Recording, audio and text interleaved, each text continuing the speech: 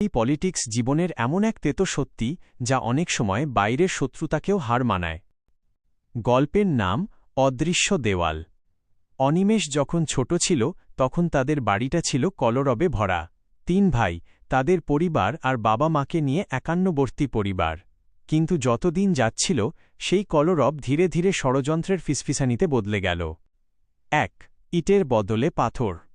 গল্পটা শুরু হয়েছিল খুব সামান্য একটা ঘটনা দিয়ে। মেজ বৌমণি অভিযোগ করলেন যে বড় বৌমণি নাকি আলমারির চাবি নিজের কাছে রেখে সব কর্তৃত্ব ফলাচ্ছেন। ব্যাস, শুরু হলো ঠান্ডা লড়াই।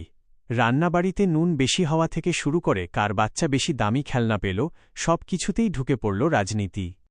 ২ ভাগাভাগির খেলা। অনিমেষের বাবা অর্থাৎ বাড়ির বড় ছেলে সবসময় চেয়েছিলেন পরিবারটাকে ধরে রাখতে। কিন্তু ছোট কাকা হঠাৎ একদিন দাবি তুললেন, আমি আলাদা রান্না করব। তিনি অভিযোগ করলেন যে বড়রা নাকি তার উপার্জনকে ঠিকমতো মূল্য দিচ্ছে না।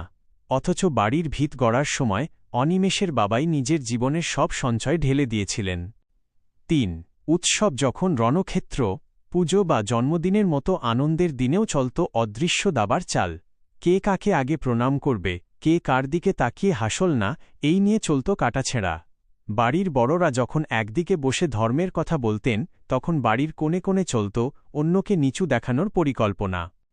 ৪ বিষবৃক্ষের ফল। রাজনীতির চূড়ান্ত রূপ দেখা গেল যখন ঠাকুমা মারা গেলেন। শোকের আবহ কাটতে না কাটতেই শুরু হল সম্পত্তির ভাগাভাগি। সেই বাড়িতে যেখানে একদিন সবাই একসাথে ভাত খেত সেখানে আজ মাঝখানে লম্বা দেওয়াল উঠে গেছে। অনিমেষ দেখল, শুধু জমি ভাগ হয়নি, ভাগ হয়ে গেছে শৈশব, আবেগ আর রক্তের সম্পর্কগুলো। উপসংহার: পারিবারিক রাজনীতির সবচেয়ে বড় ক্ষতি হল বিশ্বাস হারানো। যখন নিজের কাছের মানুষগুলোই পর হয়ে যায় তখন সেই ক্ষত কোনো মলমেই সারে না। অনিমেষ এখন একা ঘরে বসে জানলার ওপারে সেই দেওয়ালটার দিকে তাকিয়ে থাকে আর ভাবে, জেতার লড়াইয়ে আমরা আসলে সবাই হেরে গেলাম। পারিবারিক রাজনীতি সামলানোর কিছু সহজ পথ: সরাসরি কথা বলুন। কান কথা বা অন্যদের থেকে শোনা কথায় কান না দিয়ে সরাসরি কথা বলে ভুল বোঝাবুঝি মিটিয়ে নিন। পক্ষপাতিত্ব এড়িয়ে চলুন। কোনো বিবাদে না জড়িয়ে নিজের নিরপেক্ষতা বজায় রাখুন। ব্যক্তিগত সীমানা বাউন্ডারিজ তৈরি করুন। পরিবারের সবাইকে ভালোবাসুন, কিন্তু নিজের ব্যক্তিগত জীবনে কাউকে হস্তক্ষেপ করতে দেবেন না।